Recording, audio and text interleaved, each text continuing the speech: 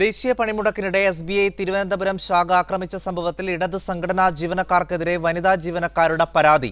SBI staff association വനിതാ ജീവനക്കാരാണ് NGO യൂണിയനെതിരെ പരാതി നൽകിയത്. അസഭ്യം പറഞ്ഞുവെന്നാണ് ഈ പരാതിയിൽ പറയുന്നത്. ശ്യാമാർ ബാബു വിവരങ്ങളുമായുണ്ട്. ശ്യാം, ഇപ്പോൾ ഏത് സാഹചര്യത്തിലാണ് ഇത്തരമൊരു പരാതി ഉയരുന്നത്? എന്തൊക്കെ കാര്യങ്ങളാണ് ഈ പരാതിയിലുള്ളത്?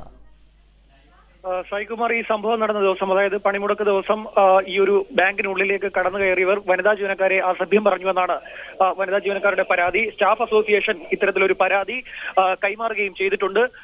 ഇത്തരത്തിൽ ഈ ഒരു സ്റ്റാഫ് അസോസിയേഷൻ റീജിയണൽ മാനേജർക്കാണ് ഈ ഒരു പരാതി കൈമാറിയിരിക്കുന്നത്. റീജിയണൽ മാനേജർ സ്വാഭാവികമായും ഇത്തരത്തിലൊരു പരാതി വന്ന സാഹചര്യത്തിൽ ഈ പരാതി പോലീസിന് കൈമാറേണ്ടതാണ്. എന്നാൽ ഇതുവരെ ഈ ഒരു പരാതി പോലീസിലേക്ക് എത്തിയിട്ടില്ല എന്നാണ് മനസ്സിലാക്കുന്നത്. ഏതായാലും കഴിഞ്ഞ ദിവസം ഉണ്ടായ 2 അറസ്റ്റ് അല്ലാതെ മറ്റ് അറസ്റ്റിലേക്ക് പോകുവാൻ പോലീസ് ഇതുവരെയും തയ്യാറായിട്ടില്ല. കഴിഞ്ഞ ദിവസം 2 പേരെ അറസ്റ്റ് ചെയ്തിരിക്കുന്നു.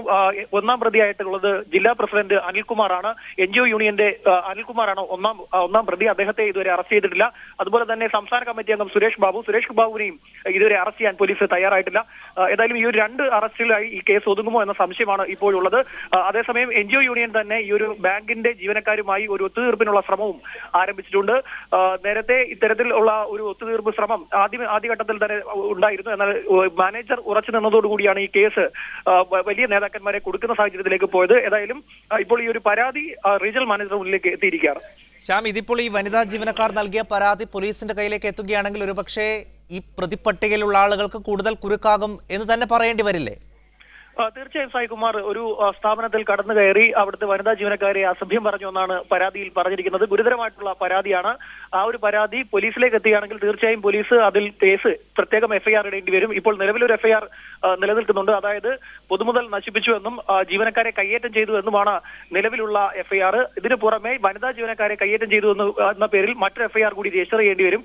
അത് എത്രത്തോളം സാധ്യമാകും എന്നത് കണ്ടറിയേണ്ടി വരും. പ്രത്യേകിച്ചും ഈ ഒരു പരാതി ഇനി റീജിയണൽ മാനേജർ പോലീസിനെ കൈമാറേണ്ടതുണ്ട്. അത്തരത്തിൽ കൈമാറുന്നതിന് മുമ്പ് തന്നെ ഇക്കാര്യത്തിൽ ഒരു ഒത്തുതീർപ്പിനുള്ള ശ്രമം NGO യൂണിയൻ നടത്തുകയും ചെയ്യും.